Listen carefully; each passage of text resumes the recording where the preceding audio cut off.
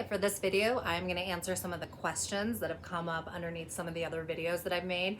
Just so you guys know, I always answer in there as well. But why go look for it when I can just make a video that I can answer for you guys? Before we get started, my name is Erin Spradlin. I co-own Erin and James Real Estate. We service the Denver and Colorado Springs markets. We work with buyers, sellers, investors. And typically those investors are focused on medium or short-term rentals. If you are enjoying this content, a like and subscribe is always helpful. All right, other things to mention before we get going. We have a website if you want information there. It's erinandjamesrealestate.com. We also have a weekly podcast that covers 3 different topics and is usually about 15 minutes in length. And then finally, if you want a more curated format of what I talk about in the videos, I have written a book. It is by me. You can find it on Amazon. Erin Spradlin, American Nomads, and then the subtitle is Finding and Renting to Remote Workers. I call it that because I think remote workers are kind of the future of the medium-term rental space. But in this book, I'll talk about how to set up a listing, the reasons why I think the space is growing, checklists, best practices for rentals, ways to think about leases, all that stuff in this book. And again, on Amazon in paperback or Kindle format. So let's get to question 1. Question 1 was in the comments, and it asks about dog breeds. Would I allow any dog breed to come into my rentals? I think that there are 2 ways that you want to think about this question. The first is the most important, and it is, what is your homeowner's insurance going to be comfortable with?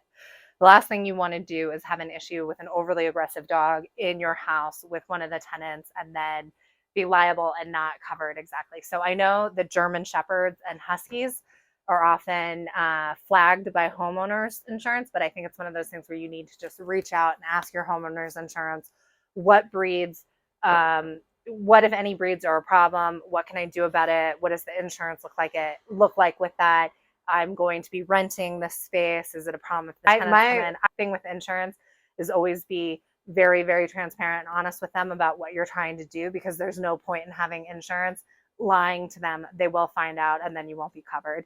So just be super straight with them on what you want to do, and they'll tell you which breeds you can or cannot have in there, or what the implications are with having that breed of it. The second part of it is the cleanup. So what does it look like to clean up after one of these dog breeds or cat breeds that has come in? I always think about this with beagles. I actually talk about it in the book. I had a weak moment one time where I was thinking about getting a beagle puppy at the Humane Society because they are adorable. But my friend had pointed out that beagles actually shed in 3 different colors, tan, white, and dark brown. So when you're thinking about that and thinking about the cleanup and what it's going to cost and the headache to get the aftermath of a dog, the aftermath of a dog sounds like a gastrointestinal problem. A dog that sheds or whatever, how much trouble is it going to be? Will you get charged more on the cleaning side? I mean, a lot of times with cleaning issues, you can pass on those costs to the tenant, and they're happy to pay them because they still get to bring their fur baby in. They're ecstatic. But I think, bigger breeds sometimes can be more destructive if they have a really aggressive tail or they shed a lot. So you just want to plan for the cleanup and make sure that you're passing on that cost, or just don't allow for them. All right, question number 2. Does the medium-term rental work in a condo? Yes, medium-term rentals work in condos. 2 of our medium-term rentals are in condos. One is a 1-bedroom. The other is a 3-bedroom, 2-bath. We've had no problem filling those in, and I actually think it works really well with condo, because a lot of the medium-term rental people that are going to come through, you need to think about what their lifestyle is like and what kind of tenant has the time and the flexibility and the money to do a medium-term rental. I think those people are typically going to be single or part of a couple or come in with a friend. They have cash to spend. They want to be near the downtown or the cool restaurants, places that they can walk to.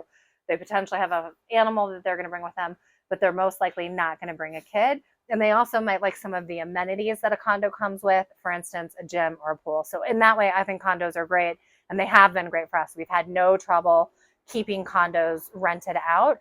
In my experience, cities will never prohibit somebody for 30 days or less, 30 days or fewer on a furnished rental, but your HOA might. Now, if they have a 60-day rule, I don't think that's a problem. But if they have like a 3-month, 6-month rule, I wouldn't go forward with that condo. Okay, next question, third question, kind of similar to the second question, and that is, will 1-bedroom work? And someone was saying in the comments, I don't want to have to deal with roommate issues, so I would rather do a 1-bed one bath. And yes, they will work. Our first property ever, which we still own, was 1 bed, 1 bath. It rents out all the time. And we might have the highest return on any of our properties on that 1 bed, 1 bath for money put in versus what we get out of it. So 1 bed, 1 baths will do great. So absolutely go forward with a 1 bed, 1 bath. You will have no problem renting it out. One thing else I kind of want to mention on this is that in the book I talk about this, and I think it's an important thing to just think about in general, is that I am basically talking about a perfect situation. You have unlimited money, you can afford a single family home in a great, really cool area, but a lot of times that's not the reality. You can't find it, you can't afford it, you already own the 1 bedroom property, whatnot. And so those lots of different properties do well. And please don't be discouraged or held back because your property doesn't have everything that I'm talking about in these videos. There's a very good chance that your property still will be appealing to someone that needs that rental. It doesn't need to be the perfect property. It's just a lot of the time in these videos, I'm talking about a best case scenario, really what you would look for if the world was perfect, which we all know it's not. But if you already have a property or you only have so much money, I think the important thing is acquiring your first investment, because after that, it gets a lot less scary. It gets much easier. Plus, you start to gain equity. So it's also just financially easier to acquire a property. And so in that way, it's like, just get in the game. Don't worry about perfection. More than anything else, I see that hang up investors or potential investors is when they're really nervous that they're not getting the perfect property. It's like, there is no such thing as a perfect property. There are many good properties that will make you a lot of money. All right, question 4. Okay, so someone was asking me if I have a cash on cash calculator in the book. I don't, but I'm happy to talk about cash on cash, what it means, what the calculation is, and how it would be different for a medium-term rental. So cash on cash, the calculation is your net annual cash flow. So your cash flow for the entire year on the property divided by your initial investment. So typically your initial investment on an investment property and not a primary residence is going to be 25% down. What I mean by that is when you purchase a primary residence, you can purchase one for 5% down. When it's an investment, usually they want you to put between 20 and 25% down.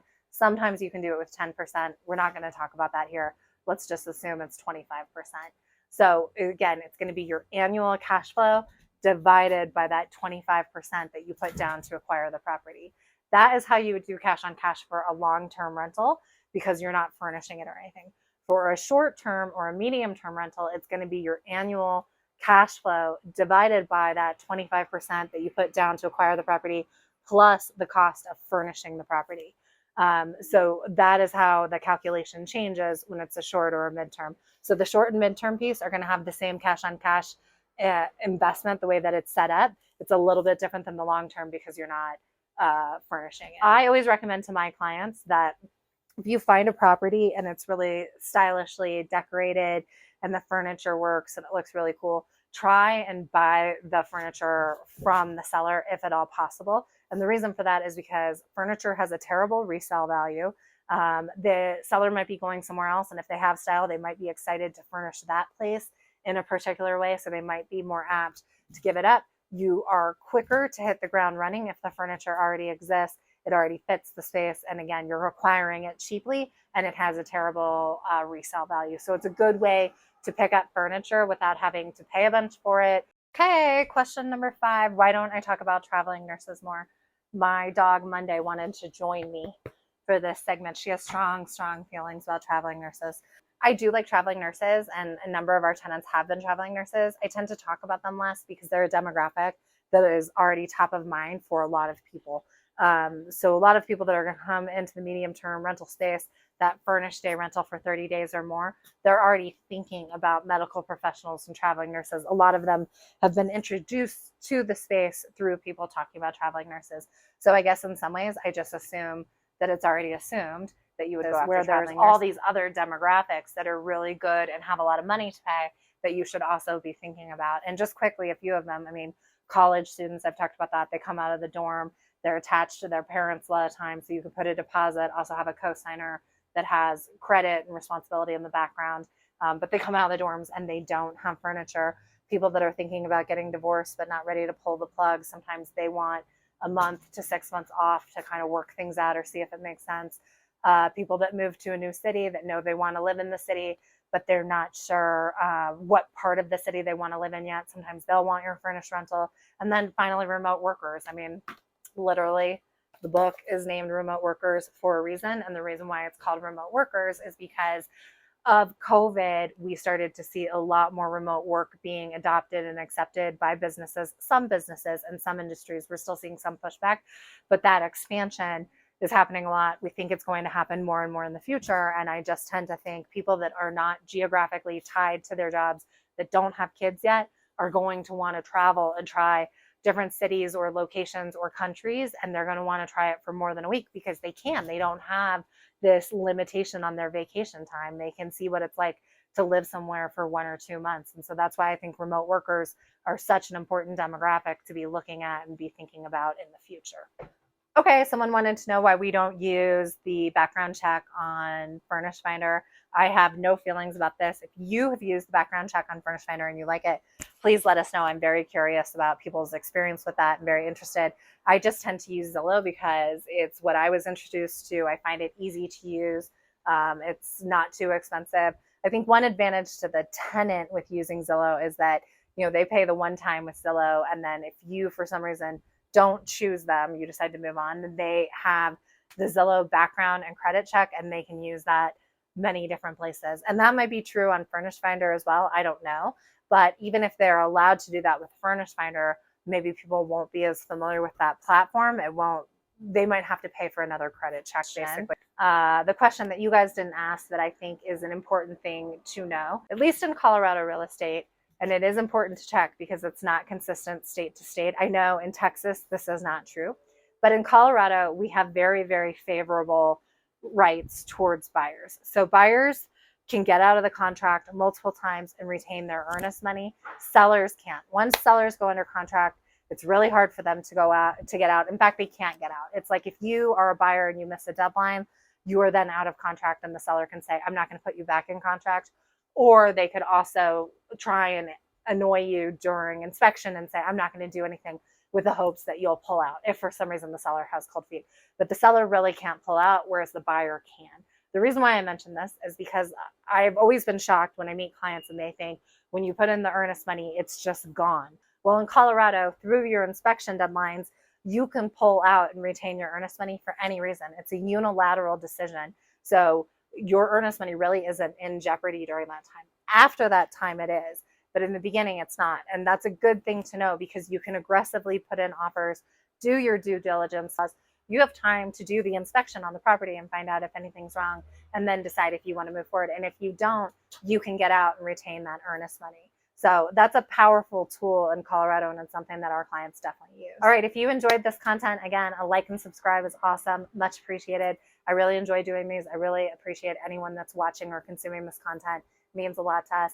If you are looking for real estate agents in Denver or Colorado Springs, erinandjamesrealestate.com. If you're looking for a podcast, you can find it on our website. And again, thanks so much for watching.